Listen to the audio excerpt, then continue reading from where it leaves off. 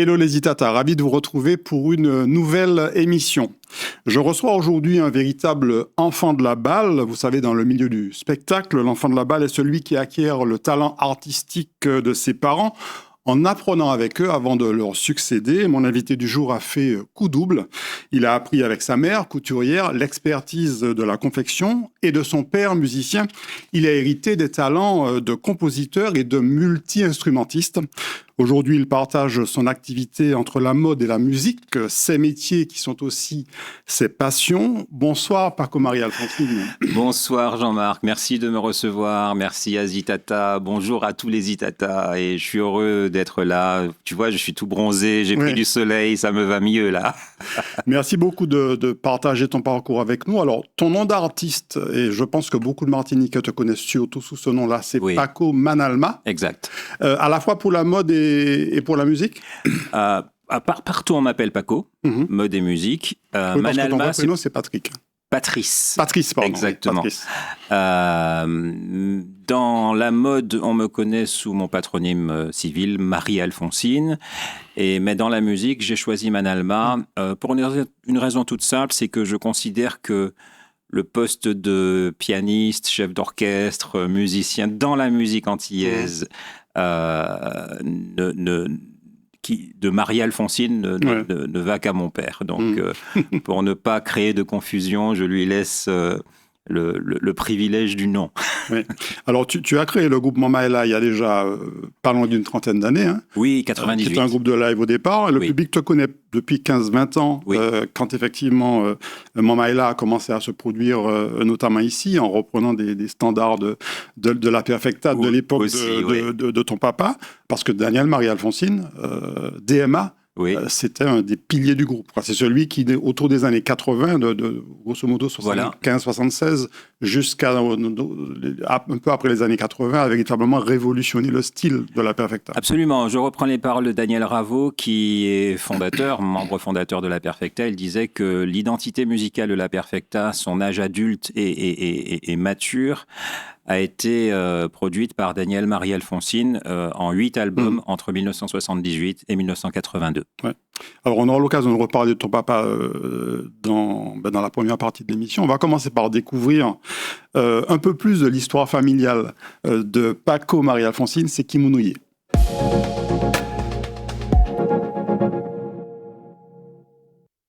Alors, en faisant mes recherches, Paco, sur ton parcours, j'ai découvert que tu étais un humaniste, quelqu'un qui véritablement mettait avant tout la relation humaine au centre de tout. Mais quelles sont tes autres qualités ou défauts ? Mon défaut, c'est que j'ai passé toute la première partie de ma vie silencieux. Je n'étais pas un bon communicant. Je n'en suis toujours pas un très très bon parce que quand on se met à parler après avoir passé 30-35 ans dans le mutisme, c'est un exercice qui est encore pas très aisé.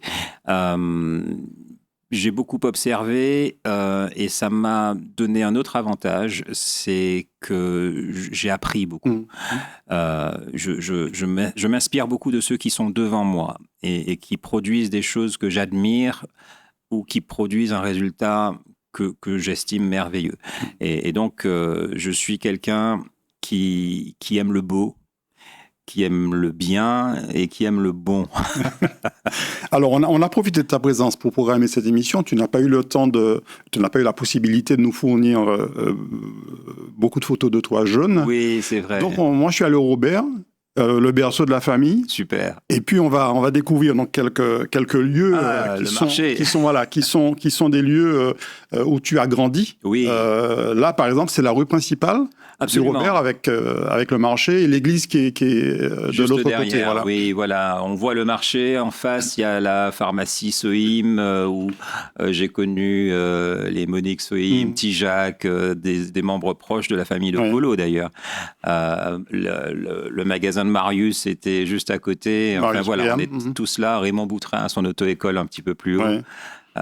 Voilà, c'est le centre, le bourg du Robert. Oui, et on retrouve déjà pas mal de noms qui ont fait la Perfecta. Cette maison qu'on va découvrir, c'est la maison... Absolument. C'est la maison familiale côté Marie-Alphonsine. Absolument, c'est la maison familiale de mon père. Qui est dans la même rue qu'on a vu tout à l'heure. Dans la même rue, un petit peu plus bas, en face de chez Lérider. C'est là où mon papa a grandi avec ses 3 petits frères. Ma grand-mère, sa maman, était professeure d'anglais au Robert, et cette maison familiale fait partie des maisons emblématiques du bourg du Robert. Oui. Ouais. Et sur le front de mer du Robert, il y a encore un restaurant qui existe, qui s'appelle Chez Fofo, on va le découvrir, et à côté, il y avait Chez Rosette, voilà, qui était le restaurant d'une de tes grand-mères. Absolument, Chez Rosette, très connu, les gendarmes venaient prendre leur petit feu, là, etc. C'était le lieu de rencontre voilà, c'est là, il y avait un lavoir juste devant le restaurant Chez Rosette.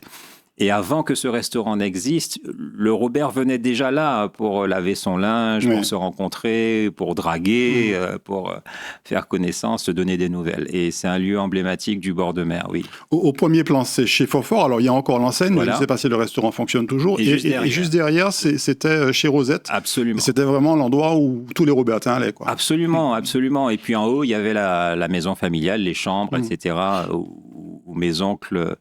maternelle, oncles et tantes ont grandi. Oui. Alors, ton enfance a été partagée entre le bourg, on l'a vu, et puis Pointe-Savane.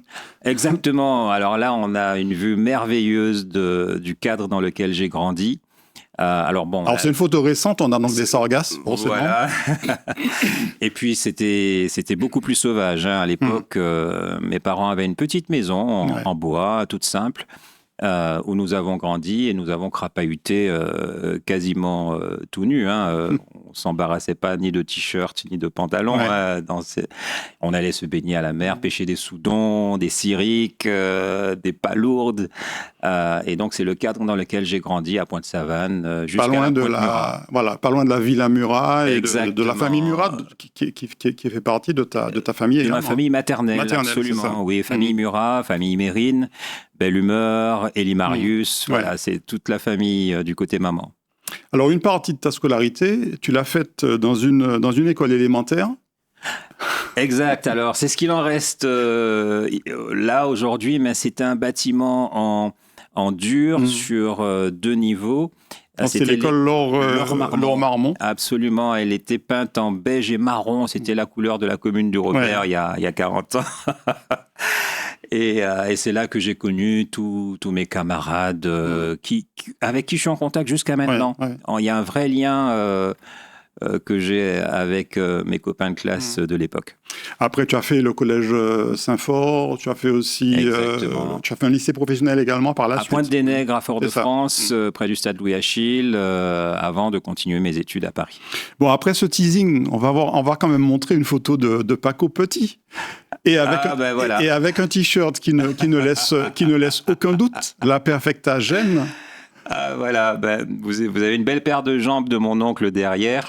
Alors ça, c'est un moment particulier de ma vie qui m'a éduqué parce que j'allais dans la chambre de mon oncle Manou, il avait une chaîne hi-fi dans laquelle je faisais passer tous les morceaux qu'il avait, lui, sur ses vinyles. Il me permettait de mettre son casque Sony hi-fi et j'écoutais de la musique. C'est là que j'ai fait mon éducation musicale première. Avec, à l'époque, alors il faut savoir que la Perfecta, à l'époque, c'est un groupe qui faisait imprimer des t-shirts. Il y avait un marketing terrible. Absolument. Il y avait des t-shirts avec la photo. À un moment, il a contribué d'ailleurs. Oui, pour les tenues de scène. Pour les tenues de scène. Pour les tenues de scène, effectivement. Et c'est le seul groupe qui a imprimé les photos de chaque musicien au dos des t-shirts. Et les Martiniquais choisissaient leur musicien préféré et portaient les t-shirts de leur musicien. Un peu comme les footballeurs d'aujourd'hui. Exactement, exactement. Voilà. Et donc, voilà, j'avais le mien. Et la Perfecta, j'aime, mais on l'a dit, hein, c'est parce que ton papa, Daniel Marie-Alfonsine, a été un des membres éminents du groupe. Donc, au milieu des années 70, et on va découvrir une photo, parce qu'effectivement, c'est la photo qui symbolise la Perfecta de cette époque. Oui. On est en 1980, alors malheureusement, il y en a quelques-uns qui ont disparu. Je pense à Alex Billon, par exemple. Cette photo, elle est très intéressante parce qu'à l'époque, à la Grange, il y avait tellement de monde qui voulait y aller, du mardi soir au dimanche soir. Le Club Perfecta, qui a été géré par Godzom à l'époque. C'est lui qui a développé cette pensée du concert, enfin du bal quasiment systématique, du mardi soir au dimanche soir, que pour trouver une place, les gens étaient obligés de prendre des abonnements. Et donc, il y avait des calendriers avec les photos de la Perfecta et il y avait une carte d'abonnement pour pouvoir rentrer à la Grange parce que si on arrivait à l'entrée, on ne rentrait pas, quoi. Alors, on aperçoit ton papa, le deuxième en haut à droite. Hein. Voilà, le deuxième en partant de la droite. Avec Vico Charlemagne et lui, Daniel Marie-Alfonsine. Voilà, et puis toute une série d'autres musiciens dont certains malheureusement ne sont plus là. Oui. Alors, on va parler de ton papa parce que bien sûr, on va le voir aussi, ta maman a beaucoup compté pour ta passion pour la couture, et les costumes notamment. Oui. Mais ton papa, voilà, musicalement, c'est vraiment lui qui t'a fortement influencé. Et on va voir des photos. Alors merci, parce que tu nous as fourni des photos. On n'a pas beaucoup de photos de Daniel Marie-Alfonsine. On va découvrir plusieurs photos de lui, et même la photo du groupe des débuts, quasiment, les Kings, en 1970. Mais il n'y avait pas que, il y avait les Gentlemen aussi. Ouais. J'ai travaillé avec Richard Dessieux, un trompettiste, qui m'a parlé de lui à cette époque-là. Et puis à droite, on a la première version de la Perfecta des années 73-74. Il est vraiment dans l'ombre, c'est le cas de le dire. Et à ce moment-là, il est bassiste. Exactement. Il a pris le relais de Jojo Tayale, qui était bassiste de la Perfecta. Et c'est sa première contribution au groupe. Ouais. D'autres photos, parce qu'effectivement, ton papa n'était pas forcément très porté sur la photo, il n'aimait pas forcément se mettre en avant. Oui, et c'est pour ça qu'il n'y a que ces photos qui ont déjà été publiées et que tout le monde connaît. Oui, tout à fait. Et effectivement, c'était quelqu'un qui se tenait très, très éloigné, qui se tient toujours très éloigné des médias et de la publication publique, comme ça. Alors, parle-nous on va voir une autre photo, je crois que c'est en 1986. Oui. Il était rare d'ailleurs qu'il accepte d'être exposé comme ça. Souvent, il préférait être derrière. Et là, on le voit effectivement. Ça fait partie des dernières photos qu'il a faites, officielles, où il faisait des prestations en piano solo dans des boîtes à l'époque, le Zips Club, etc. Et il produisait un récital piano pour le public qui venait l'écouter. Oui, parce que depuis 1982, il avait laissé la Perfecta. Malheureusement, ça s'était mal passé. Parle-nous un petit peu de l'influence que la Perfecta a eue et le style Daniel Marie-Alfonsine a eu sur toi, sur ce qui allait ensuite inspirer Mamaela. Alors, au risque de choquer un petit peu, la musique de la Perfecta elle-même ne m'a jamais beaucoup intéressé. Ouais.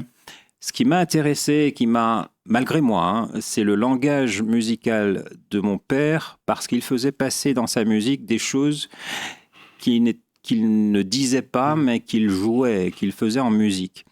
Et pour moi, c'est une partie de la communication que j'ai eue avec lui sur le plan affectif. Donc, j'écoutais sa musique, non pas comme celle du groupe le plus fameux de la Martinique, mais j'écoutais sa musique comme dans le contenu. Énergétique, spirituel et affectif qu'il mettait dans cette musique. Et comme cette musique est très chargée d'affect, de spiritualité, de vision, les gens aussi y ont été sensibles. Il n'y a pas que moi. J'ai rencontré des amis qui m'ont dit qu'ils ont pleuré en écoutant Getting, en écoutant des titres qu'il a fait. Et je fais partie des personnes qui ont été touchées par ça. On va voir maintenant deux photos. On a presque l'impression que c'est la même personne. Donc Paco à gauche, toi à gauche, en t-shirt bleu, et ton papa, parce que c'est vrai que cette casquette, enfin, je sais pas, oui, on peut parler de casquette, un peu de velours, faisait partie de son style vestimentaire. Oui, et il y a bien d'autres choses, hein, mais à l'époque, effectivement, il a porté cette casquette. Et alors, ma photo là, je te l'aurais pas envoyée, mais c'est bien de l'avoir mise. C'est une photo enfin, c'est une casquette que j'ai portée pour la promotion de l'album Mamaila Perfecta Marie-Alfonsine. Oui, tout à fait. Un hommage que je rendais au style de Daniel Marie-Alfonsine avec notamment l'emblème de la casquette. Ouais. Voilà, c'était en 2016. J'ai fait une série de concerts ici et donc il y avait un peu l'ambiance des bals de la Grange de la fin des années 70, début 80. Mais la ressemblance est frappante quand même.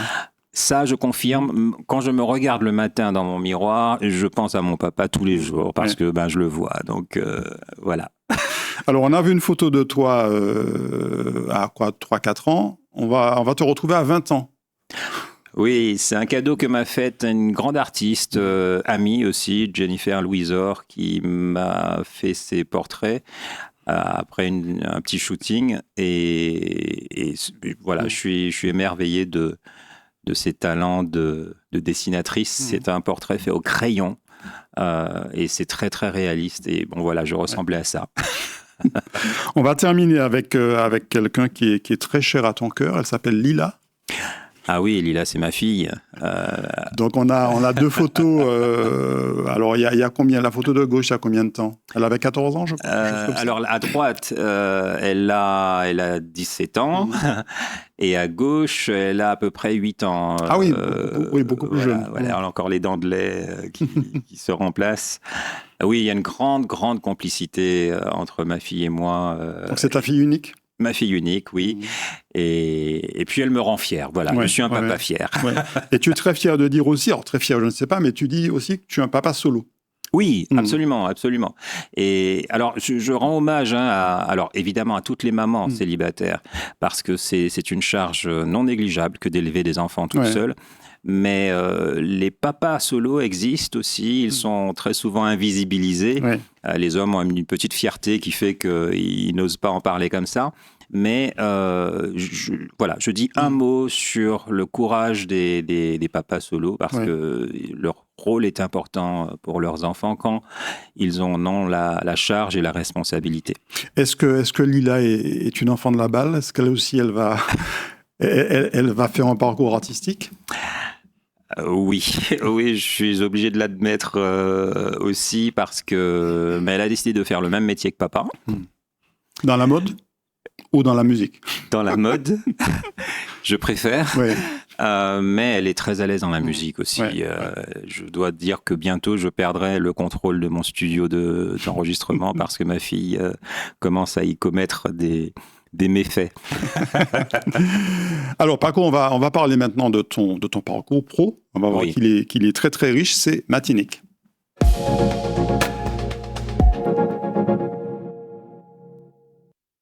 Alors, quand on évoquait ton parcours scolaire, tu as terminé par le lycée professionnel parce que tu avais en fait la volonté déjà de te lancer dans la couture et notamment dans la confection de costumes. C'était déjà un peu le projet?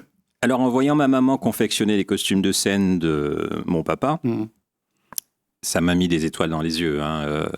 Et donc, j'ai suivi le cursus professionnel dans la mode et dans la couture, dans un premier temps pour aider ma maman, parce que c'est une femme très courageuse qui travaillait jusqu'à très tard le soir pour finir correctement son travail, pour donner un rendu impeccable à ses clientes.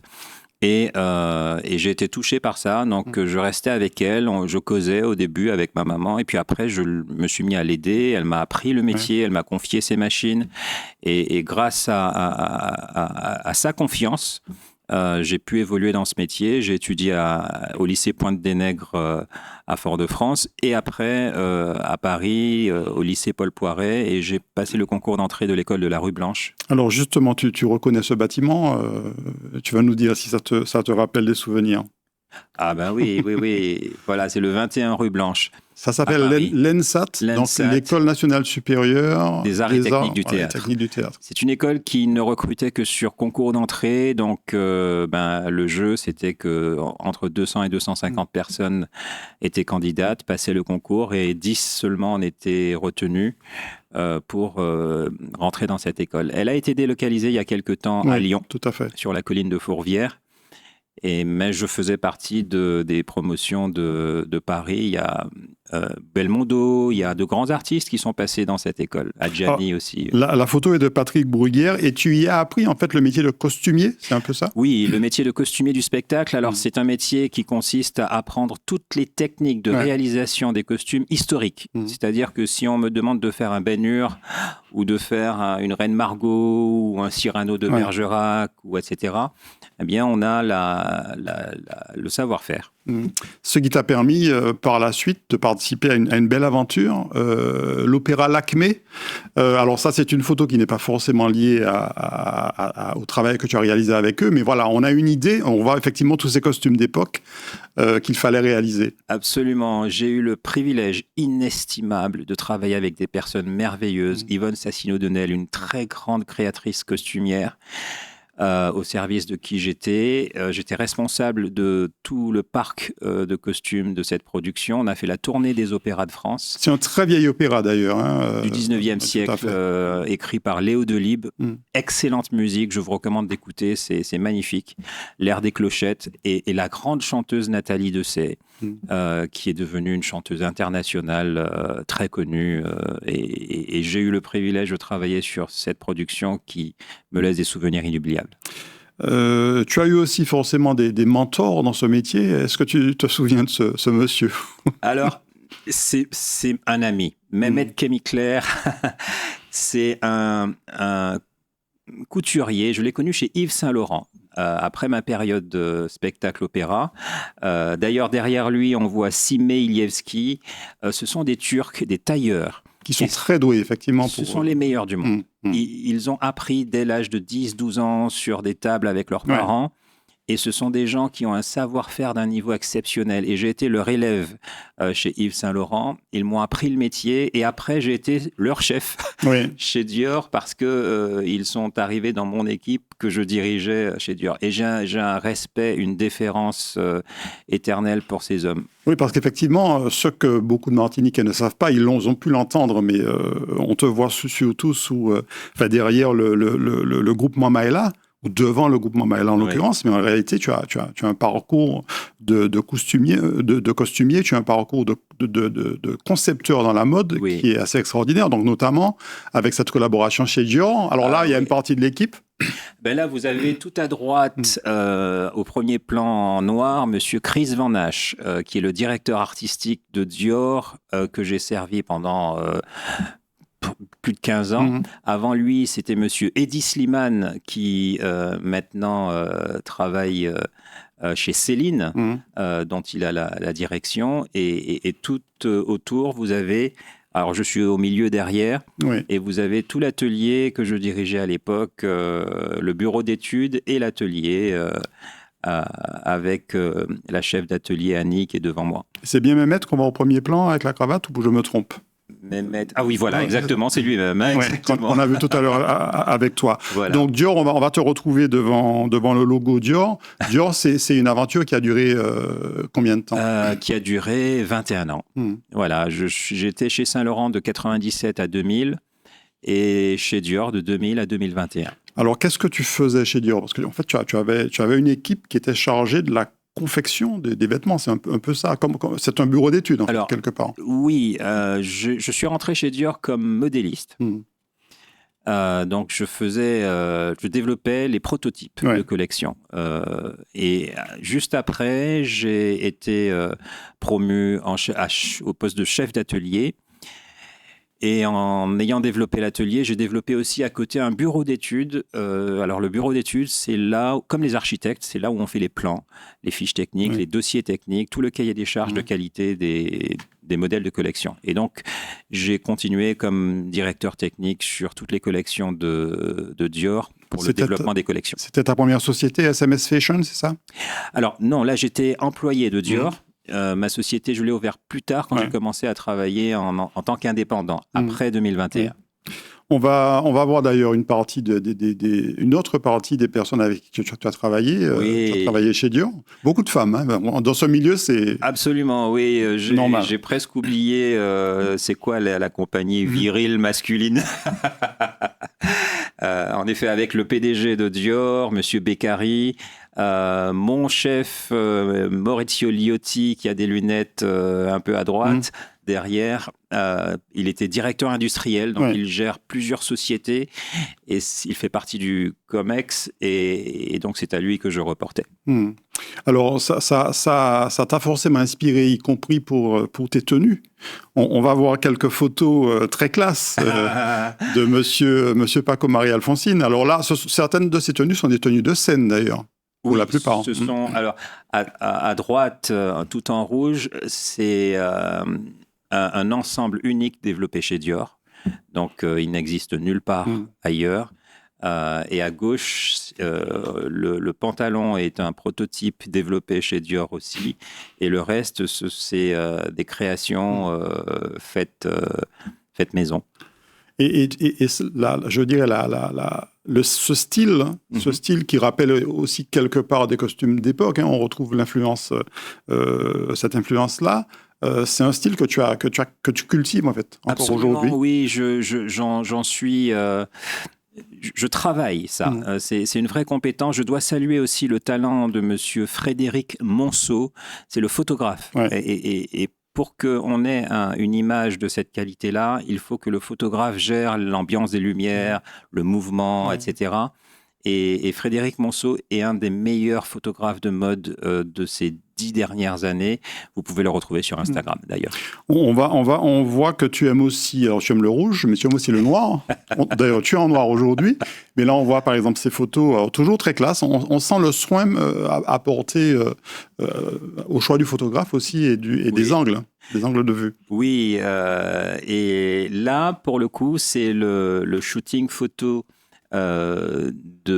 du jeune bon fils qui est le fils d'une des Zouk Machines, un garçon qui est très doué, qui est venu me voir et à qui j'ai confié de me faire un shooting et voilà. Là, on était plutôt dans l'époque Eddie Slimane, des silhouettes très découpées, très dessinées, noires, sans couleur, pour que la silhouette ressorte. Et la guitare, je suppose que c'est une basse? C'est une guitare Stratocaster. C'est une Fender US de mon studio avec laquelle le photographe m'a shooté. Une très belle guitare, très bonne guitare surtout. Ces photos nous permettent de faire le lien avec ta deuxième vie, ta vie parallèle. La musique, là, on te voit effectivement en studio. Alors, tu es tout jeune, là. Ça remonte à combien de temps? Oui, j'avais pas encore les cheveux longs, déjà. Là, on est en 2008-2009, à peu près. Mon studio n'était pas fini. Oui. Mes instruments étaient de l'ancienne garde aussi. Et je commençais à travailler sérieusement le son que j'ai donné à Mamaïla plus tard. Et c'est beaucoup de travail, beaucoup d'années de travail. Hein, voilà. Alors, j'ai pas retrouvé de vidéo de l'époque de 98 où tu as créé Mamaïla. Il y en a pas. Mais par contre, on va regarder en fait ceux qui sont aujourd'hui les piliers de Mamaïla. Oui. Et on en reparle juste après. On regarde.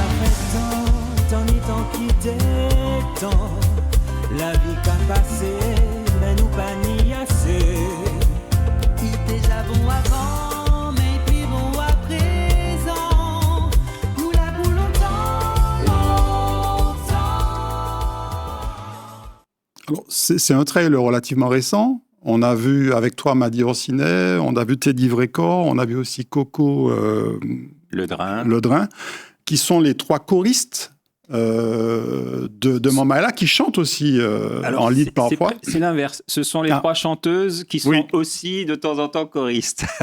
Madi Orsine est notre coach vocal. C'est la vocaliste la plus compétente d'entre nous, et elle a une formation de psychopédagogue de la voix. Et c'est quelqu'un qui est dans l'accompagnement pour l'alignement vocal des orateurs, même qu'ils soient commerciaux, politiques, et des chanteurs aussi. Et c'est elle qui nous coach pour notre évolution de vocaliste. À côté d'elle, il y a Terry Vrécor en mezzo, soprane, et Coco en soprane, et moi en ténor, et on forme une joyeuse équipe, quoi. Alors, le groupe peut aller de 12 à quasiment 16 musiciens. Oui. On va voir d'ailleurs une photo absolument. Là, qui est un peu le logo du groupe. Voilà, c'est le logo de Mamaïla avec les 4 têtes d'affiche de Mamaïla. De gauche à droite, il y a Terry Vrécor, moi-même, Madi Orsine et Coco Le Drin. Donc je disais, le groupe, c'est un groupe à l'image de la Perfecta, c'est un groupe qui peut être composé de beaucoup de musiciens. Oui, on est 12 musiciens. C'est la plus petite formule qu'on ait faite. La formule complète, c'est 16, mais ça fait peur aux producteurs, donc j'ai réduit à 12. 12, c'est autant que les groupes haïtiens, autant que c'est un peu moins que Kassav, donc comme ça, je ne fais pas peur aux autres. Alors, Mamaïla, c'est déjà 4 albums, enfin, c'est 4 albums depuis 2009. Tu as commencé, je crois, à produire. On va voir effectivement là les 4 volumes. Alors, on est à 8 albums. Mais ce que j'allais dire, c'est qu'il y a beaucoup plus. Mais, c'est ça. On a sorti une première série en CD. À l'ancienne époque du CD, de 3 albums exactement, donc l'album noir, l'album blanc et l'album violet en CD, et ensuite on a sorti 4 albums en numérique, plus quelques singles qui sont parus. On a à peu près une quarantaine de titres sur le marché. Et on a celui-ci qui je pense te tenait particulièrement à cœur, Mamaïla Club Marie-Alphonsine. Il est sorti en quelle année, celui-ci? Alors, il est sorti en 2016. Il faisait partie du projet de la tournée. Il est en rapport avec la photo que tu as montrée tout à l'heure. Et on voit au centre le petit logo avec la casquette. C'était un clin d'œil au style Daniel Marie-Alphonsine dans la pop cadence. Donc, Mamaïla, on l'a dit, 98, groupe plutôt exclusivement de live. Ensuite, fin des années 2000, tu commences à sortir des albums. Et puis, le groupe continue sa vie en live, c'est le cas de le dire. Et il y a eu notamment un concert auquel tu tenais particulièrement, c'est 2022 à l'Atrium. C'est un moment extraordinaire parce que, sincèrement, je ne m'y attendais pas. On a fait un concert en 2010 pour notre premier album, sous l'invitation de monsieur Manuel Césaire. Et en 2022, après le grand bal soleil que nous avons fait à Paris, Manuel Césaire nous rappelle pour venir à l'Atrium. Et là, contre toute attente, malgré le fait que c'était les élections municipales et qu'on n'a pas pu communiquer sur le concert et qu'on n'a eu qu'à peine 8 jours de communication sur notre concert, on a fait sold out 24 heures avant la date. Et on a laissé près de 600 personnes dehors qui n'ont pas pu rentrer. On n'a malheureusement pas pu doubler la date. Et on a eu un moment d'échange avec le public qui était merveilleux, qui nous a renvoyé beaucoup d'amour, beaucoup d'enthousiasme, beaucoup de joie. Et on a été très, très applaudis. Des standing ovations de 2-3 minutes. On n'avait jamais vécu ça. Et on regarde un extrait de Help Me Baby, qui est un des morceaux emblématiques, repris par Mamaïla de l'époque de Perfecta et Daniel Marie-Alphonsine. On regarde.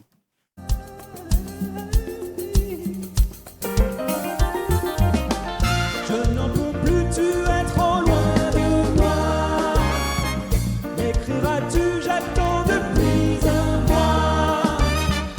Je meurs de froid dans mon lit, tu dois être encore plus jolie. Je n'avais jamais appris à être seul, je t'en prie.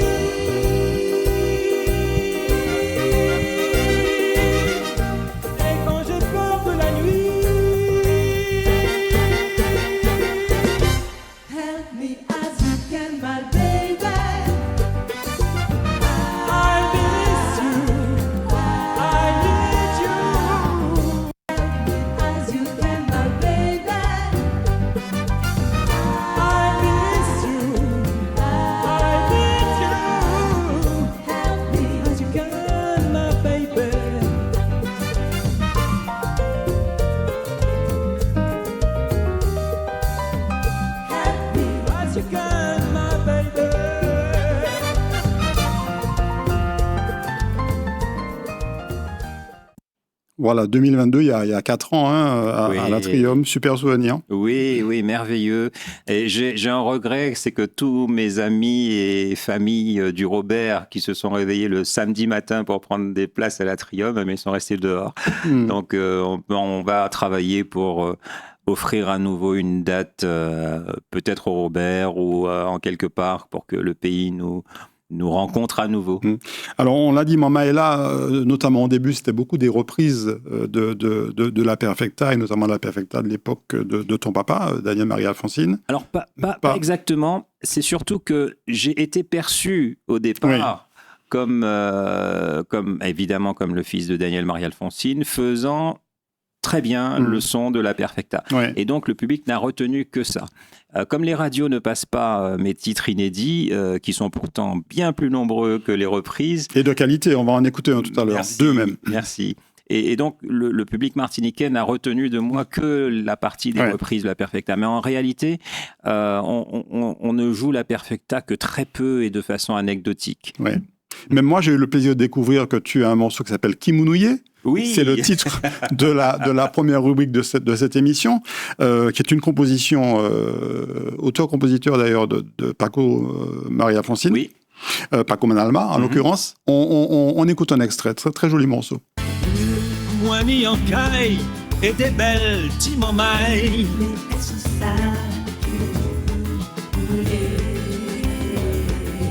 Moun connaît moins en chaille, moi ni en bel travail.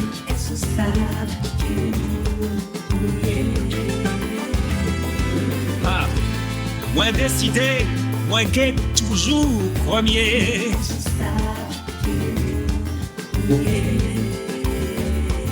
Moi qu'à parler français, moi qu'à parler anglais, l'argent, moi qu'à tomber.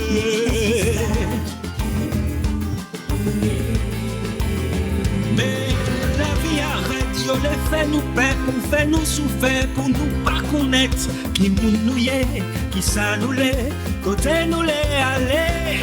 Yo menti ba nous, yo exploité nous, yo divisé nous, assassiné nous, pour nous pas jamais connaître nous, pour nous pas jamais aimer nous. Voilà, Kimunouye, auteur-compositeur Paco Marie-Alphonsine, Paco Manalma, interprété par Mamaela en l'occurrence. Oui, réalisation Sly Art d'ailleurs.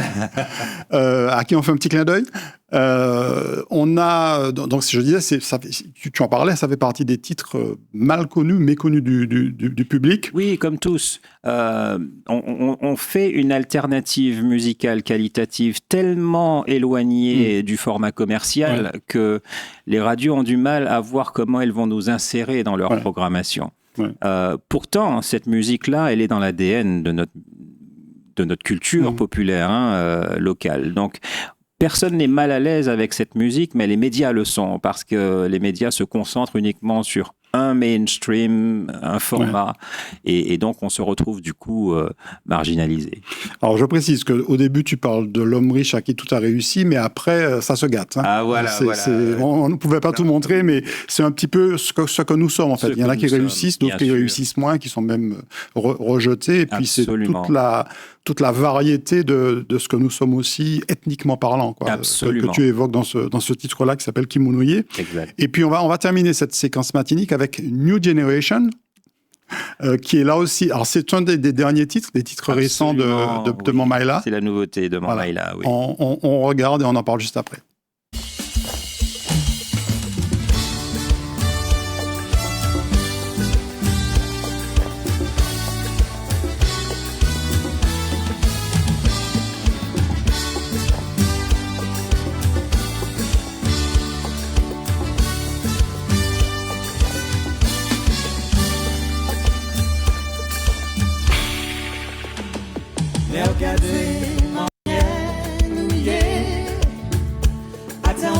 Que nous river, avancer.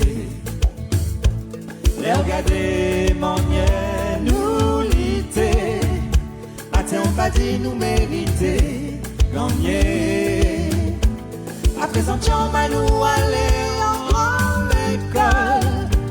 T'as sauté, pas critiquer, qui j'en y fort. À présent, nous qu'à voyager tout côté. peuple affalé.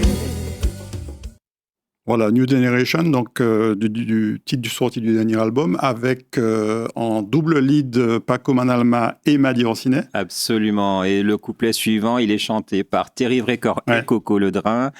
Et donc, les 4 chanteurs s'expriment dans cette chanson pour montrer qui nous sommes devenus et la nouvelle génération brillante des Antillais qui ont fait des études, qui se sont qualifiés, qui sont devenus des personnes compétentes.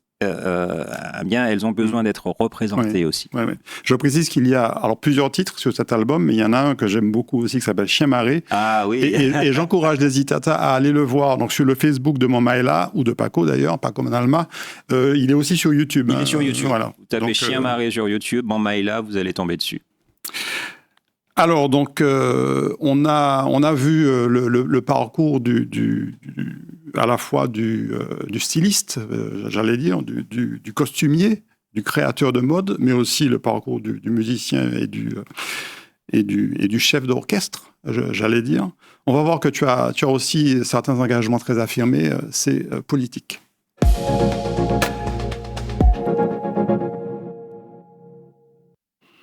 Alors, on a déjà aperçu un logo qu'on va retrouver ici, SMS Artist, qui est le nom, en fait, de ta société, dans laquelle tu promeus particulièrement des artistes antillais-guyanais. Absolument. On a un besoin. Alors, bon, là, l'équipe n'est pas complète parce qu'elle a grossi depuis. Donc, il y a un petit coucou à Caroline, à Cindy, voilà. Et on a un besoin d'être représenté par des référents de qualité.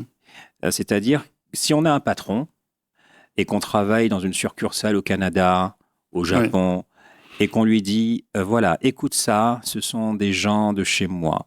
Quelle image va-t-on présenter de nous-mêmes à des personnes importantes de l'extérieur?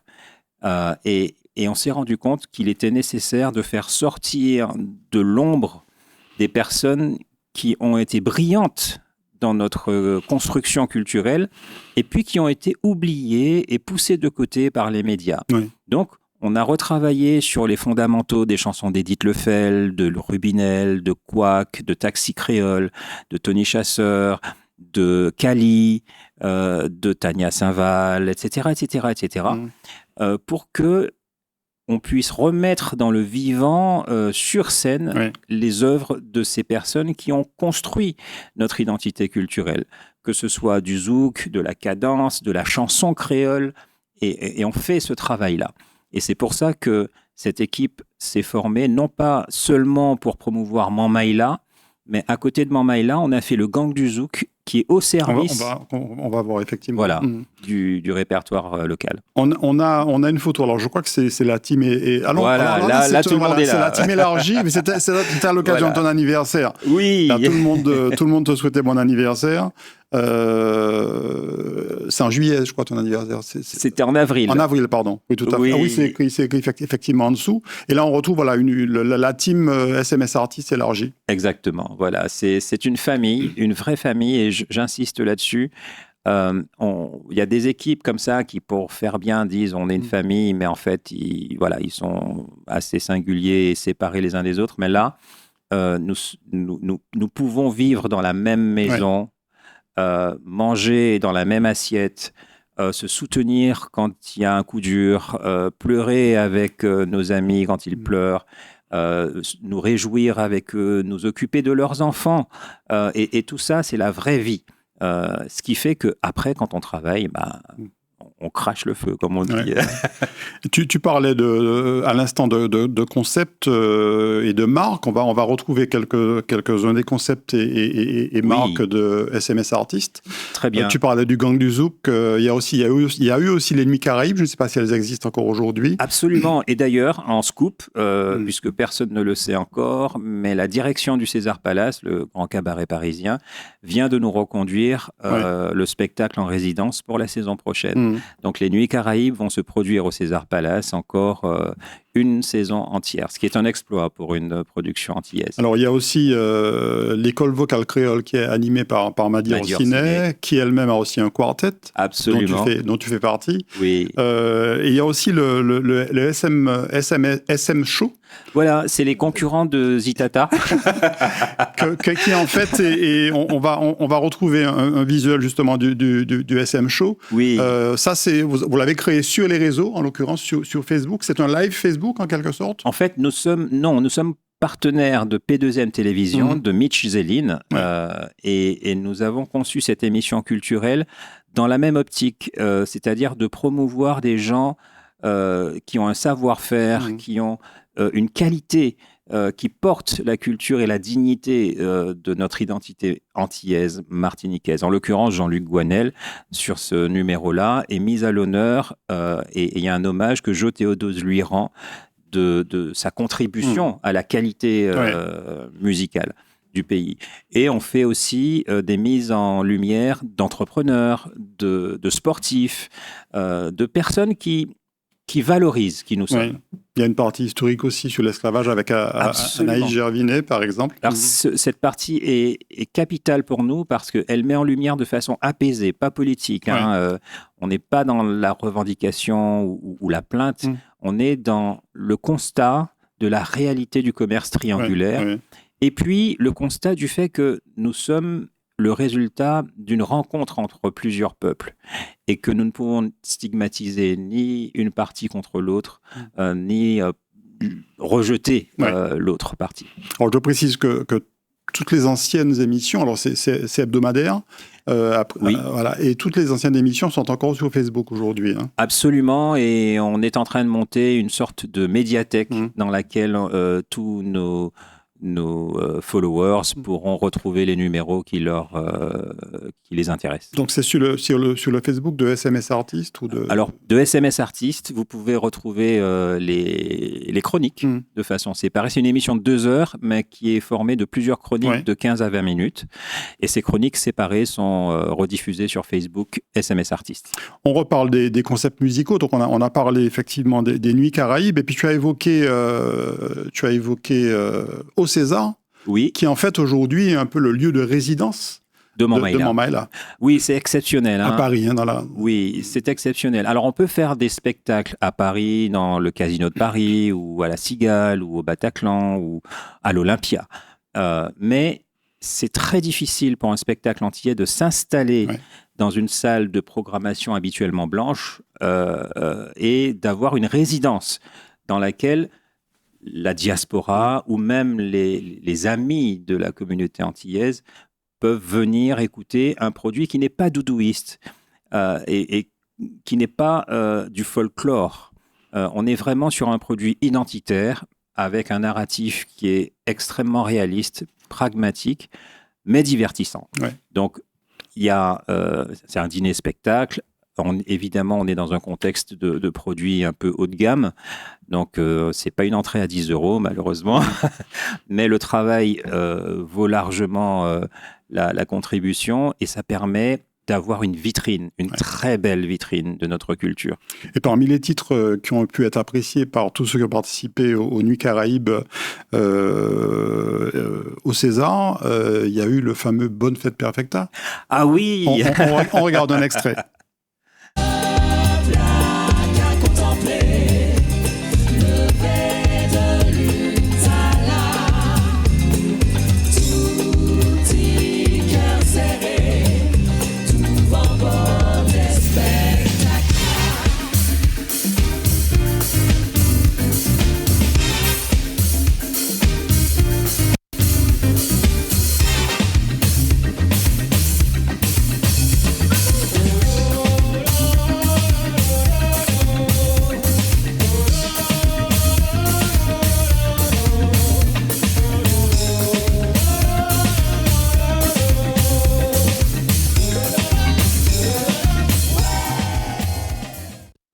Voilà une idée de ce qu'on peut voir au César. Et tu disais que le cabaret vous a reconduit pour l'année prochaine. Pour un an, ce qui est exceptionnel parce que on vit ça comme un privilège et qui répond à la qualité du travail que toute l'équipe et moi avons fourni.